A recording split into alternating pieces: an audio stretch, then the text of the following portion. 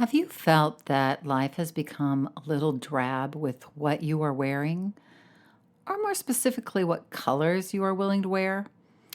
Sometimes when we struggle with weight, we choose colors to hide us instead of complement us. I know I wore mostly black when I struggled with weight, and even now, my wardrobe, though a little more colorful, trends muted and dark.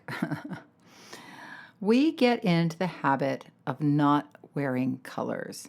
So today in the Thin Thinking podcast, Color Guru Jeannie Stilth is going to bring some color back into our lives and how we see and present ourselves to the world. She also walks us through her own personal weight release journey and how adding color actually made her care more about how she felt, and that began her own weight journey. So grab your color chart and come on in. Did you know that our struggle with weight doesn't start with the food on your plate or get fixed in the gym? 80% of our weight struggle is mental. That's right. The key to unlocking long-term weight release and management begins in your mind. Hi there, I'm Rita Black. I'm a clinical hypnotherapist, weight loss expert, best-selling author, and the creator of the Shift Weight Mastery process. And not only have I helped thousands of people over the past 20 years achieve long-term weight mastery, I am also a former weight struggler, carb addict, and binge eater. And after 2 decades of failed diets and fad weight loss programs, I lost 40 pounds with the help of hypnosis. Not only did I release all that weight, I have kept it off for 25 years. Enter the Thin Thinking podcast, where you too will learn how to remove the mental roadblocks that keep you struggling. I'll give you the thin thinking tools, skills, and insights to help you develop the mindset you need, not only to achieve your ideal weight, but to stay there long term and live your best life. Hello, and hello. Come on in. I'm so happy you are here. I hope your week's going well. I am leaving today to take my daughter back to her senior year at Berkeley. Now, this is not off topic about what we're talking today, because we have spent the last few days frantically sorting through her clothes and sorting through what she needs to take with her and what she does not need to take. Now, you would think on the 4th year of going back to college that she would have this process down. But every year, it's chaos, and, I love her for it. And actually, this year, it's a little different because she has been away all summer. She just finished her last semester in Berlin literally a few weeks ago. She came home 5 days ago, has 5 days to get packed and move into an apartment situation up at school. So she's only had a 5-day turnaround, which means we've all had a 5-day turnaround with her, and therefore chaos. But what I noticed when she was sorting through her many clothes, this girl has so many clothes. She loves to thrift store shop and when she was in Germany, she went to all these vintage sort of flea market situations, and she just seemed to buy a dress every place. But what I noticed about her, and then I noticed it with myself, is that she buys a lot of the same thing and in the same colors. So, and not necessarily complementary colors, but we get in the habit of dressing ourselves kind of the same way. So that was something I noticed as she was trying to narrow down her wardrobe. I said, this one and this one and this one are basically the same thing. So which one of these 3 do you like the most? And that made it easier narrowing everything down.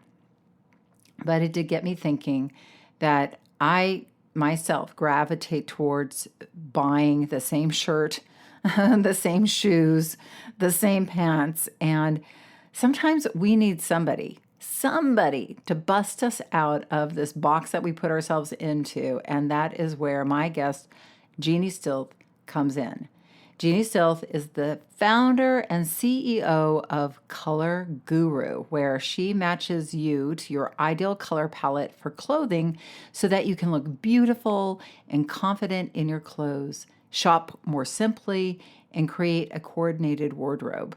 Jeannie's unique virtual color testing system and color cards have simplified choosing clothes for people in 27 countries and counting. That was a mouthful. Color Guru has been featured in Design Mom, the Spark Joy podcast, and Apartment Therapy. Jeannie is a mother of two girls in Arden, Delaware, and you can most often find her playing in the creek with her daughters, salsa dancing, or watering her current collection of 64, count them, 64 houseplants. So please, it is my joy to bring to you Jeannie Stilth.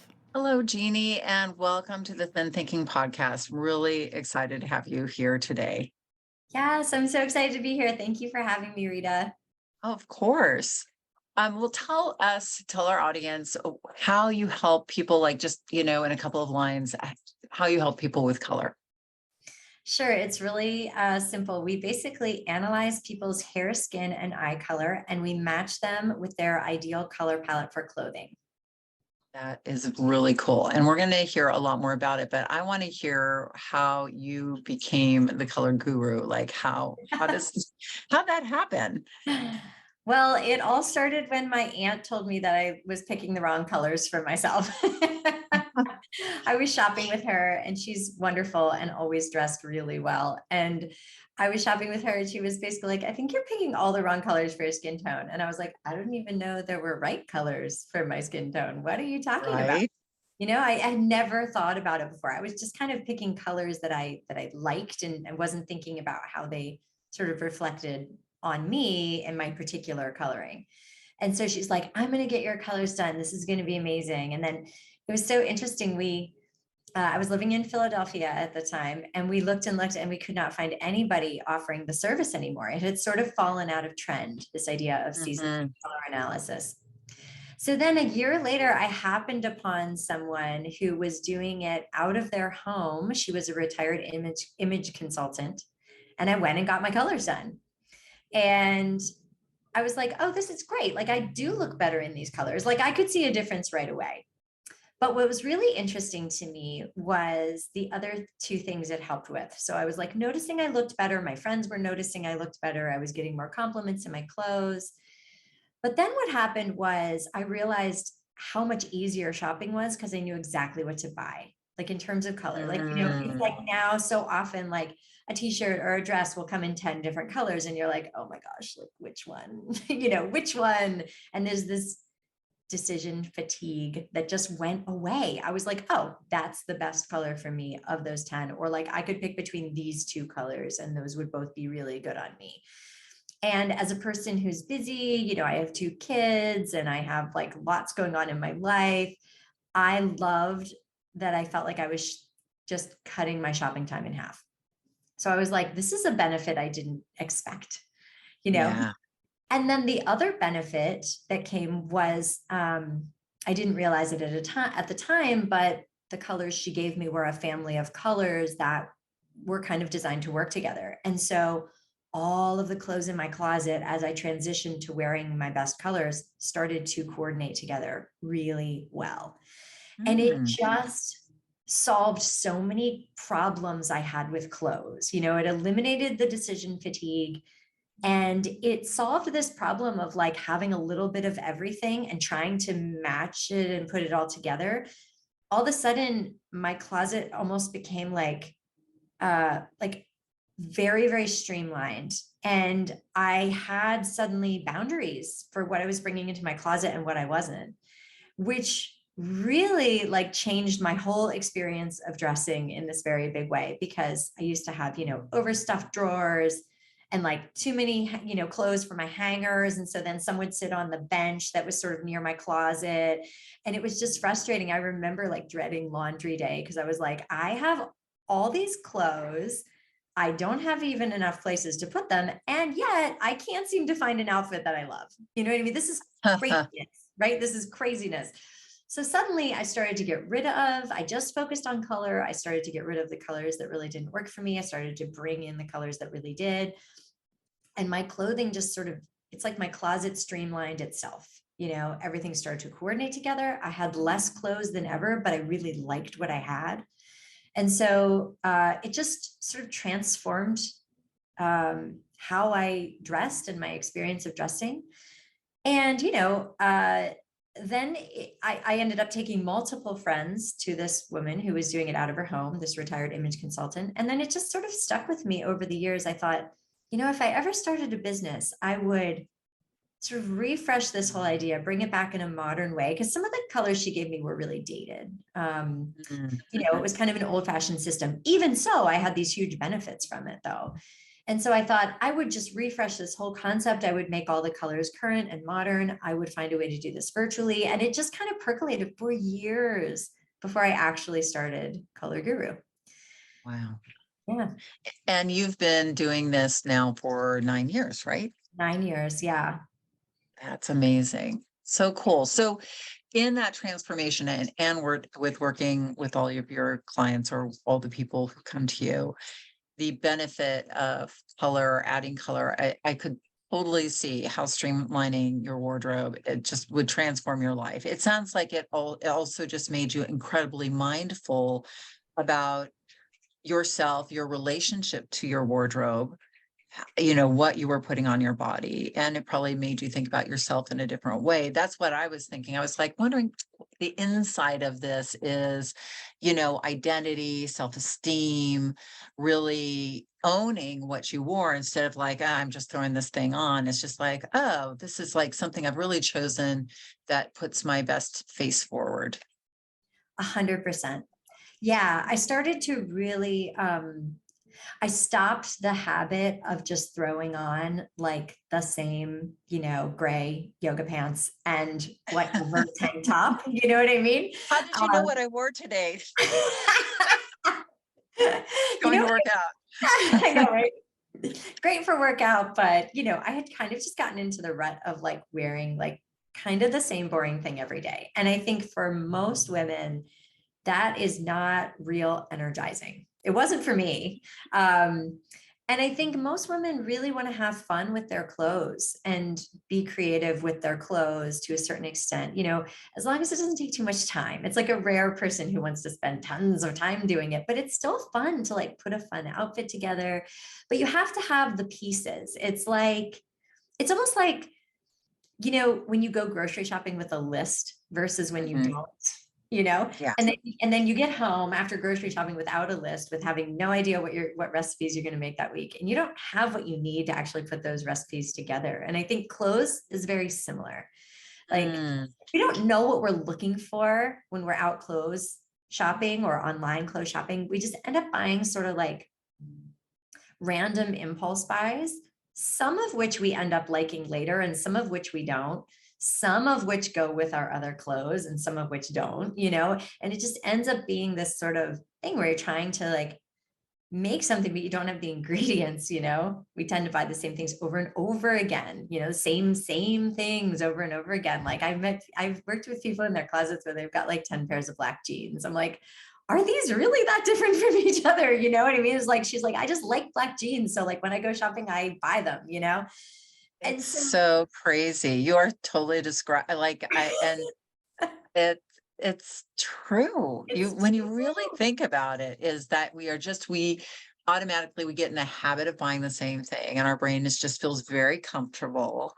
Well, Yes, so this brings me it to my is. next question because our thinking audience, well, at least I know when I struggled with weight, I gravitated towards darker colors. Black was primarily and I laughed when we got on today because if I know you can't see Jeannie, but she's beautiful and she's dressed in white. And I was like, oh dear, I have a black blazer on today. I have a maroon shirt, but um, yeah. So when it comes to maybe being shy to wear colors, maybe a little, do you see this in your, the people that you work with, or have you like, how do you psychologically get over that color fear And, the fear that wearing colors, bold colors are going to call attention to you. Do you have any advice for that? Yes. So I understand, I understand that fear. And I've had that fear myself, where when I'm not feeling particularly good in my body, I just kind of want to hide it. And I think what I would challenge is the thought of, why are you more worthy of being seen when you're a smaller size, which is sort of a cultural thing Mm, that we have to kind of do battle with, right? Because it's there. Like in reality, that cultural idea is there. And so I think that when I see somebody who, is plus sized and wearing something eye grabbing, like I freaking love that. And I think we need more of that, right. because it's real easy to just go like, oh, I want to hide this, I want to hide that, I want to wear black or whatever. But like that is the fear based reaction. And I think so. I think, first of all, we should mentally challenge ourselves to get out of that mindset and realize that it's a cultural mindset that's extremely unhealthy.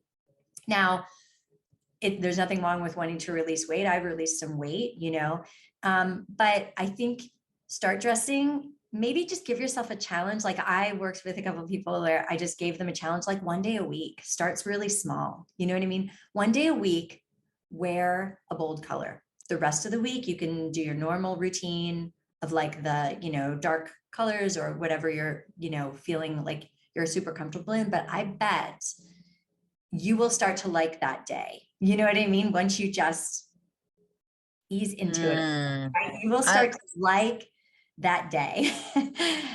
And then I I think like, like that. yeah, it's a fun, easy, because like I'm all about dipping your toe in and like not trying to leap into something that feels unrealistic, like too far of a jump. I mean, for me, it's like the little changes that I make in my life are the things that stick. And so just see how you feel when you're wearing a brighter color. Maybe it's just like a bright t-shirt, Um, but I think also when we do somebody's colors, most of the time when they get their color card and they start buying those colors, they can see how much better they look. And so having, having a professional who knows what they're doing show you the shades that look best on you, this shade of red instead of that one, is really Mm, going to highlight your eye color, or this shade of green is going to be amazing as opposed to this one, because it's really about finding the right shades for your particular coloring. And then people can see like, oh my gosh, I'm glowing in this color, and mm. then it becomes real easy to embrace those colors rather than just going and trying to, kind of randomly pick a color, just to have a color, like you said, it's a much more intentional process.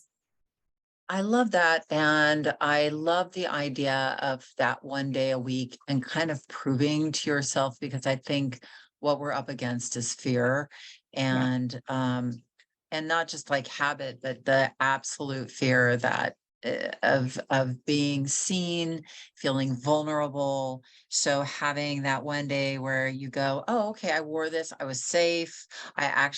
People complimented me. I felt good about myself. And then because it feels very overwhelming to just jump in to like, well, I'm getting red and black and I'm wearing all these things. Uh, I can understand. So that's really great. I'm glad you brought that up.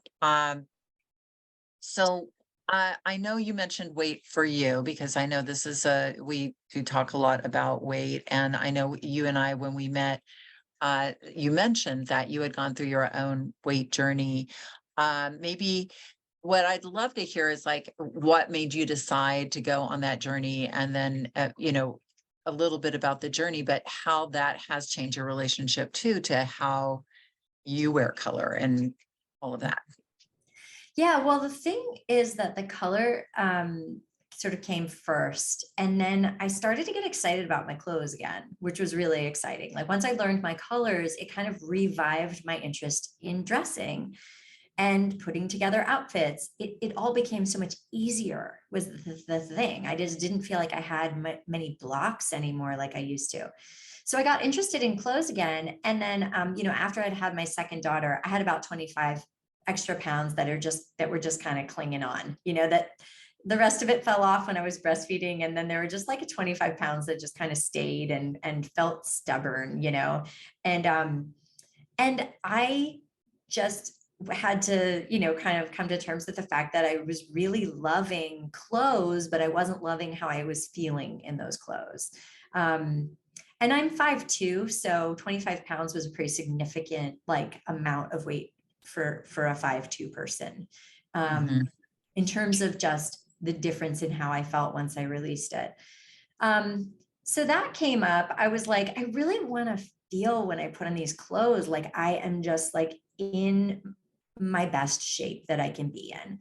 And that's what I kind of got in my head was like, you know what? Like I was never an athlete as a kid. I was like raised in a super academic family that was like, we're not athletes, we read books but I think that there was a part of me that would have been maybe if I had grown up in a different family. And, I love my family, nothing against them. We just weren't super like athletic or anything. And I think at, 46 years old, I suddenly decided like, I want to be an athlete. Like I want to really be in the best shape of my life. And I committed to that idea and then just started to take baby steps. And I'm not kidding when I say baby steps. Like I just started to walk a little more. I started to drink a little more water, Probably one of the biggest things, which was a month or two in, was I always used to buy, like when I was running errands, which I did pretty often, but like if I was running errands or running out to pick up my kids somewhere or something, I would always stop and get like a cupcake, a cookie, a donut. I would always get something. It was just a habit that I had like gotten into. When I go out and I'm in my car, I always get something sweet. And I was talking to somebody about it who had dropped weight themselves. And I said, I don't know how I'm going to not do this. It's like I don't know how to not do it. Like, I feel like I don't know how to break this habit. And she's like, oh, it's real easy. You just go cold turkey and you just say, I don't do that anymore. That's not what I do anymore. And you know what? It actually was easy. It Yeah. was really surprising, but it was easy. And I stopped and I was like, I don't do that anymore. And it was way easier than I thought it would be. And I feel like that was for me one of the big differences because that was, 4 or 5 times a week, just like an extra, whatever. Yeah, that makes a huge difference. And I love what you did because and we talk about this all the time on the Thin Thinking podcast is you re-identified yourself. You're like, I'm a person who doesn't do that anymore. And when you start seeing yourself differently, just like with the colors, I'm a person who wears color, loves clothes, is mindful about what I wear. You see yourself differently and you hold yourself to a different standard. And that becomes so much easier than not doing it. It's just like, I don't do that anymore. That's not who I am. 100% re-identify, like that, recreate your identity in your mind. And do you know what happened I'm not even a runner, but I have been doing lots of like other types of exercise really regularly in the last year. And I'm not even a runner. And we have these like, on the 4th of July, we have these games. It's like I live in this big community and there's these big community games every 4th of July. And they have a 50-yard dash for every age group. And I came in 3rd place in the 50-yard dash. And I was up on the little podium in 3rd place. And I was just thinking to myself, I am an athlete. I'm an athlete, And I just kind of like, I'm now re-identifying that because that's a lot of years where I told myself I wasn't. My family kind of sent the message that we're not that, I always I was always that kid who came in last place in any running race in grade school. And I just remember feeling like embarrassed, and like it has really just changed. It's changed so much for me just to go, oh no, I can decide who I am now. Now I'm 47. I just turned 47, but at 46, that's when I decided I was an athlete for the first time in my life. I love that. And I do think on the journey of weight management, it sounds like you found this, is that it's not, oh, okay, I'm gonna do this in this one big bold swoop, but it's a bunch of different decisions you make about who you are going to become, like who you are now. Like you said, oh, okay, I'm going to be an athlete. And Yes. your brain started just presenting you with that opportunity because you stretched into that new idea of yourself. And I do see that the people that have that long-term consistency, it's a series of little identities that then becomes this bigger identity rather than kind of working backwards. Or I mean, you could work backwards, but it's I always am saying, here's your bigger identity that you're on a journey of weight mastery, but within that you're making all these different smaller decisions about I'm a person who has a vegetable at every meal or Mm. gravitates towards salads or doesn't, eat after 8 o'clock. Those are all decisions that you're making of who you are. 100%. I love the way you say that. And it is consistent little things over time that make the difference. I mean, one of these ideas that I love, it's not really a quote, it's just an idea that somebody told it to me and it just sticks in my head. But they said, if you take like an axe and every day you go out and you take one swing at a tree, one of those days that tree is coming down. Right. And it's like every just day, just you don't have to be perfect. I mean, I've had days where I'm like, okay, this is not who I'm saying I am, right? And you have that, but you have to keep coming back to it and just making those incremental changes, and also I think for me, like just just participating in that race was such a win for me because for years I've lived in this neighborhood and not participated because I was so scared of coming in last or second to last or whatever, And this year I decided I was like, okay, I don't have any idea where I'm going to come in this race. I might come in last. I might come in first. Probably not because I think I have the shortest legs in the whole race. But I was like, I want my kids to see me participate. And I want my kids to see me have the attitude of it's just fun. I'm not taking this too seriously. If I come in last, that's fine. If I come in the middle, that's fine. If I, come in the first couple, great. But like, I felt like for me, that was the really important thing was just participating. Yeah. Um, yeah. That is so cool. Well, congratulations on your journey. Now, so like if I was going to come to you, or how does it work to get your colors done? Like walk us through and how does that happen? Like, how do you figure that out? I'm sure it's all computerized now, right? Or is there No, science and magic and art to it? yeah. I think of seasonal color analysis as a science and an art. And I think it's really important for us, for Color Guru, that it stays that way because there are algorithms that can, assign you colors. And I don't think those are always inaccurate, but sometimes they are. And there's a difference between, having a person who's looked at, I mean, we've done analysis for over 10,000 people at this point. That's So amazing. yeah, we have a small analysis team of 3 people at this point who have, collectively looked at over 10,000 people. And so they have seen that sometimes there are exceptions to what should be sort of the rules. And just from their experience, they know. And so basically when somebody comes to us, we have a couple different packages. You choose a package and then you are immediately redirected to a questionnaire and photo upload form. Now, if you want to do that later, that's fine. If you want to do it right away, that's fine too. But basically you answer some questions about your coloring, and then you upload a minimum of 7 photos. Now, Wow. we need 7 photos because you have seen yourself take a picture outside and then take a picture inside and see how completely different they look, right? Your skin tone can look different. Your hair color can look different. Sometimes you can see your eye color. Sometimes you can't, right? So we need to see, first of all, what is consistent throughout the photos. And it's great when photos have different lighting. We request at least one or 2 photos where you don't have any makeup on, but then it's helpful for us to see you in makeup as well.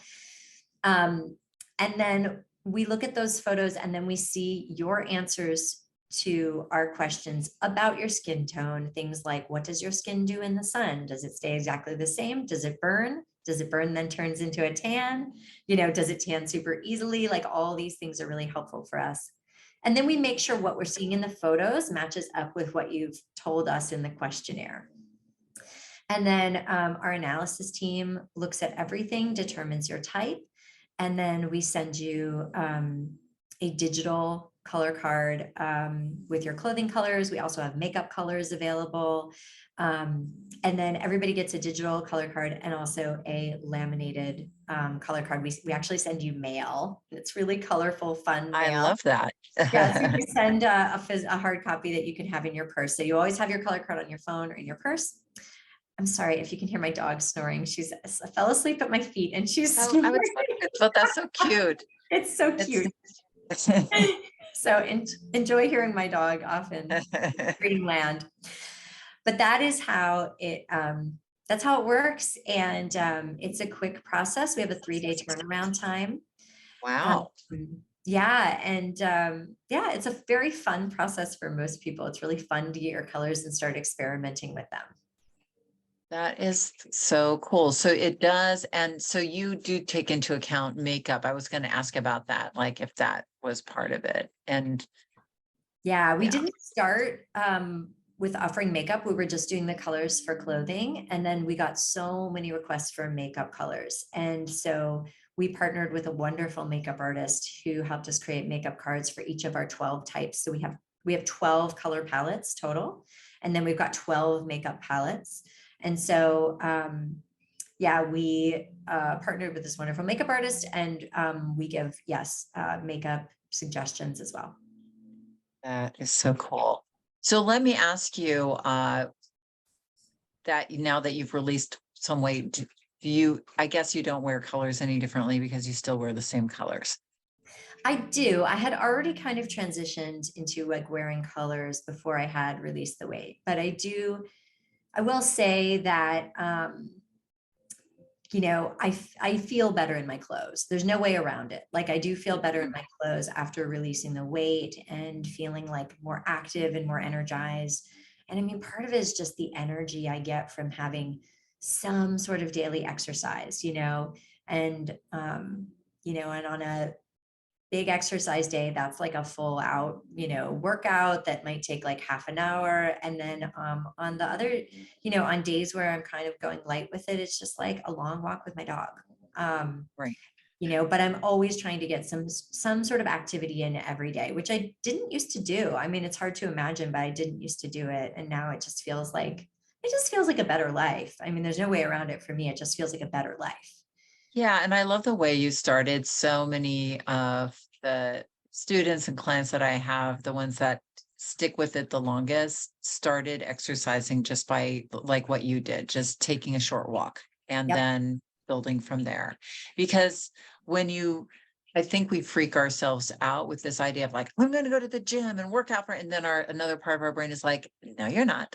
But just like, oh, well, I can walk around the block. I can do that. Yeah. Then we do it.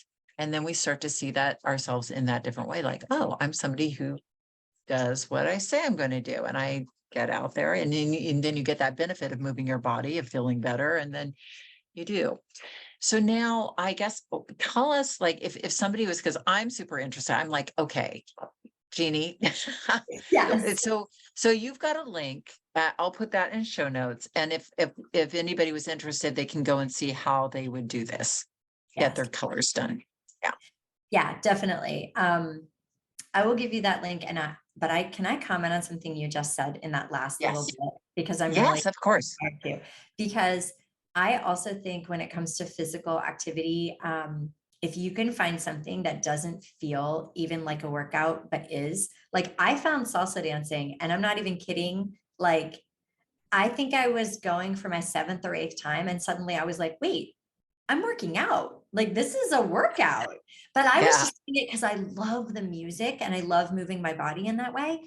And now, like, I'll have days where I'm like, that's my workout, is I go out and I go salsa dancing. And I love it so much. I would never, it's like I could never stop. I mean, now that I've found it, I could never stop doing it. So if you can find something like that and not even necessarily think of it as a workout, like that's a wonderful thing. Yeah, I totally agree with you. That's so great. I'll tell you a quick story that's pretty funny. I had a client who released over 150 pounds, and she did it by ballroom dancing. Like, so she started just, and her husband didn't want to exercise. They were retired. And she's like, I'm going to take some lessons. So she did. And then she started getting good, and she started going buying outfits.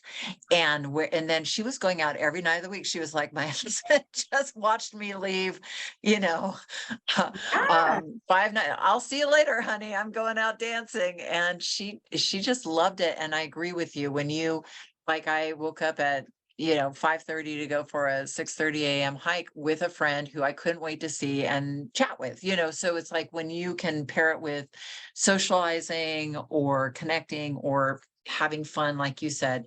And salsa dancing is super fun. I think you and I talked about that there's some great salsa clubs here in LA. And I used to do a lot of it more before I had kids. Now I actually went and salsa dance this year. It was super fun. I was like, I've got to get back into this. It's so great. Yeah, it's the best. I mean, I live in the Philadelphia area and it's taken me some time, but I've discovered I could basically salsa dance Tuesday through Sunday if I wanted to. The There, only night is Monday that where I don't know, I don't think anything's happening. But literally, if I wanted to, I could dance every night.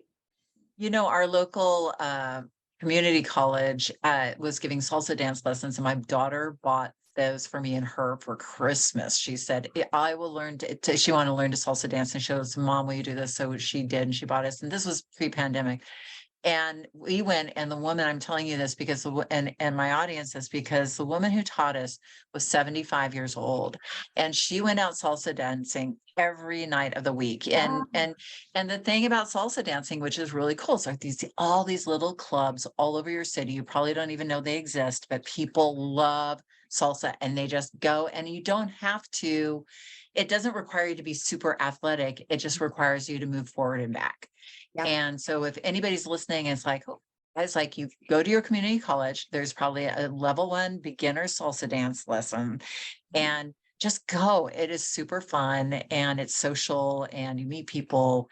And this woman was named Cat. Like, this was her, like, or she was called the Cat Lady or something like that. And she had her little name, and she had been doing it, for years and years and years, of course. But yeah, she was 75, and she was just going out and doing her thing. I love that.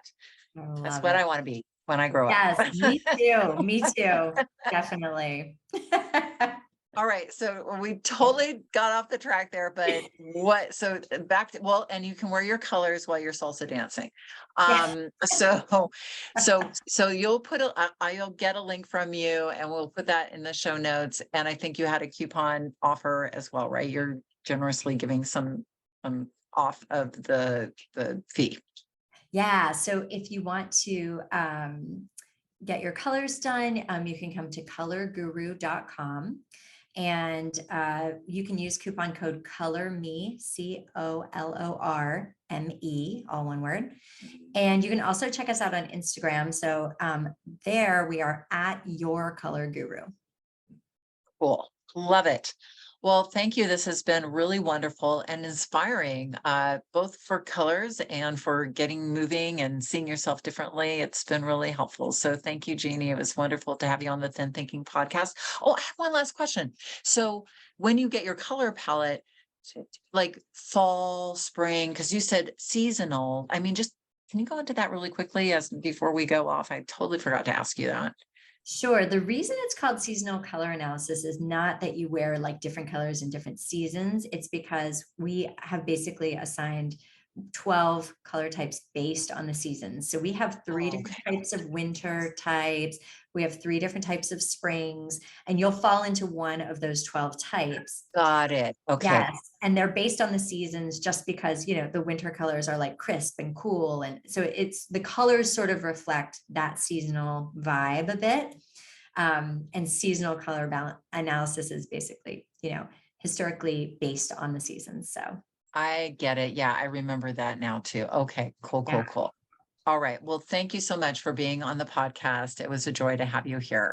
Thank you. It was so much Oh, fun. wasn't that amazing? I am really inspired to go, especially this autumn, and add some color, some bold colors to my wardrobe. So if you see me wearing black, just call me out on that, okay? And that is it. The fall is a great time to start thinking about organizing your own wardrobe and adding some colors. So check out Jeannie's 10% coupon code in the show notes and get coloring your world. All right, have a great week. And remember that the key, and probably the only key to unlocking the door of the weight struggle, is inside you. So keep listening and find it. And I will see you next week. Thanks for listening to the Thin Thinking Podcast.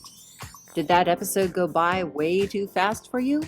If so, and you want to dive deeper into the mindset of long-term weight release, head on over to www.shiftweightmastery.com. That's www.shiftweightmastery.com, where you'll find numerous tools and resources to help you unlock your mind for permanent weight release, tips, strategies, and more. And be sure to check the show notes to learn more about my book, From Fat to Thin Thinking, Unlock Your Mind for Permanent Weight Loss, and to learn how to subscribe to the podcast so that you never miss an episode.